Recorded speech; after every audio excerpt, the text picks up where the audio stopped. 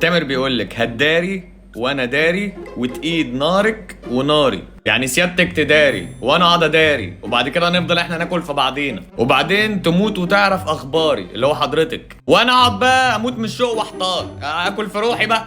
فبيقوم مقترح عليها اقتراح، فيقوم قايل لها ما تقرب وانا اقرب فيها ايه لما انت تجرب، مين عارف كده لما نقرب نرتاح من دي افكار. يعني هو عايز يقول لها ما نخلص يعني ونعرف بعضينا بدل ما احنا طول النهار عاملين مشغلين دماغنا على بعض. ده بالنسبه للكوبليه الاولاني، هو قاله لها بهدوء. الكوبليه بقى التاني كانت النقله ان انا لازم اتعصب ليه، عشان ده اي ست مصريه. الراجل قال لها بهدوء ما ينفعش برضه، لان هو عارف اللي فيه وعارف ان هي كده كده ده اللي هتعمله. راح هيعيد لها الكلام تاني بس المره دي بعصبيه. الداري وانا اداري وتقيد نارك وناري وتموت وتعرف اخباري وانا اموت من الشوق واحتار. ما تقرب وانا اقرب فيها ايه لما انت تجرب، مين عارف كده لما تقرب نرتاح من دي